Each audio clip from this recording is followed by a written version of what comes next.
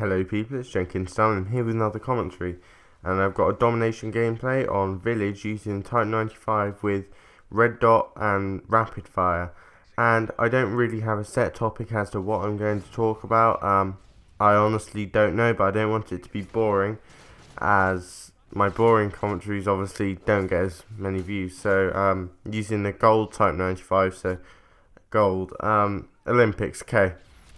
I like what I did there.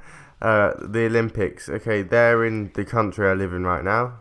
They're going to be in London. Obviously you should know that really.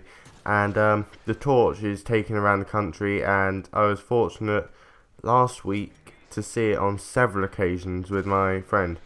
Okay, so what happened is he finished work just before the torch was going to be in this little part of the town where I live in, about 10 minutes before.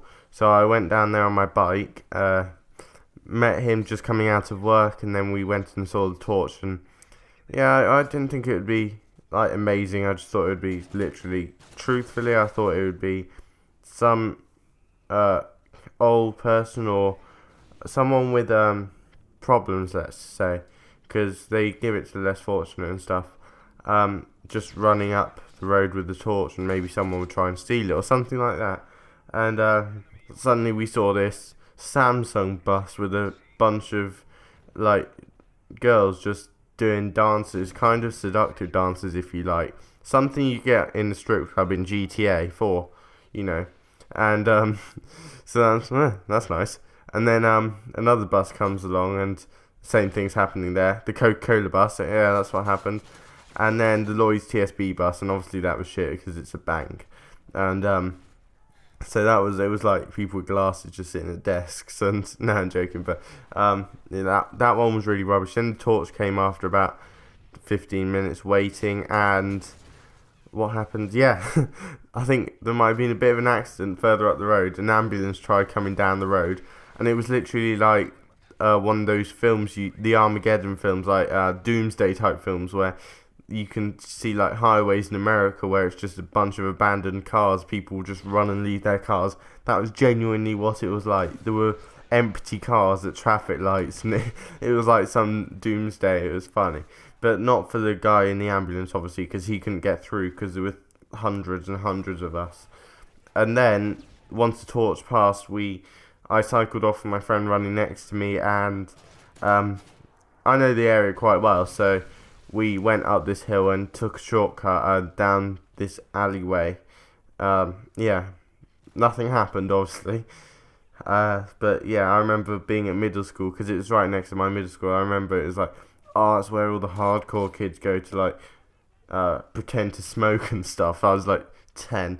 But yeah, we went down there, and surprisingly, we came out at the end and just went up a road. We actually beat the Olympic torch, and considering we had to get past police and everything, it was amazing that we actually beat it. And that wasn't the first time we beat it. I tell you, we had a mini Olympic torch relay ourselves, and that was what part of the fun was, really. So we beat it. I went down the road, and my parents were there. I don't know how they ended up with a Union Jack flag, because they hadn't left the house with one, but they ended up with one. And some Americans were down, because some people that live up our road are Mormons, and most Mormons are American. So I think, well, I don't really know much about Mormons. If you don't know what Mormons are, they're like the American Jehovah's Witnesses, I think. I don't know. I don't really want to go into it because I don't really understand it. Yeah, so the Americans are crazy about England, I think. As in, I don't know, they just seem to love the royal family and everything English, and well, I'm not really fussed about the royal family and everything English, and I know that most English people aren't really. So yeah, we went back to my house because it was right near the torch, and got one of my spare bikes, and me and my friend hopped on the bike. We looked on TV, and we saw the torch was it was quite away, so we had to beat it. So we took another shortcut, and once again we came out in front of the torch, and it was unbelievable because we beat it every time. But then the police had to go and ruin our fun and tell us what to wait back.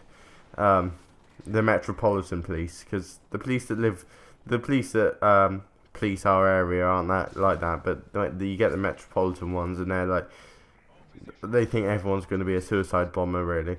So, well, you would if you lived in London. And so yeah, we beat the torch there, and then we had to go down this massive hill, and for some reason we decided to take a shot. Oh yeah, that was it. It's because it was lit so packed up the top of the hill, and we weren't in an exactly nice neighbourhood, so I was fearing for my life. No, I wasn't, but we took a shortcut and then we lost the torch, basically.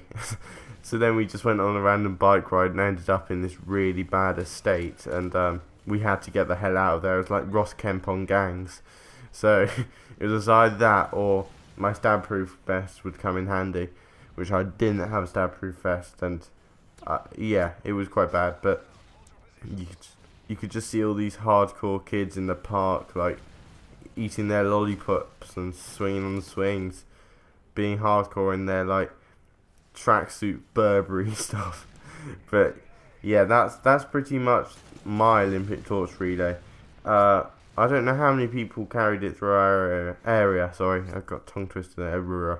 But we followed it I think it was about 15 miles we did altogether, so that wasn't too far. But yeah, I think one of the reasons we did come out in front of it is because I think it was people in wheelchairs, really. So that's not much consolation to us, saying we just beat it and they were in wheelchairs. But that was something they did really badly, is they had someone on I think they were either they were in a wheelchair, and they were coming down this really steep hill.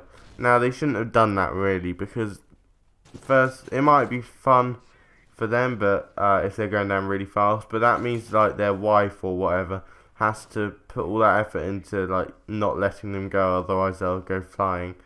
And yeah, I think they could have organised that better, but that's my random topic over and done with. And sorry this is a late commentary.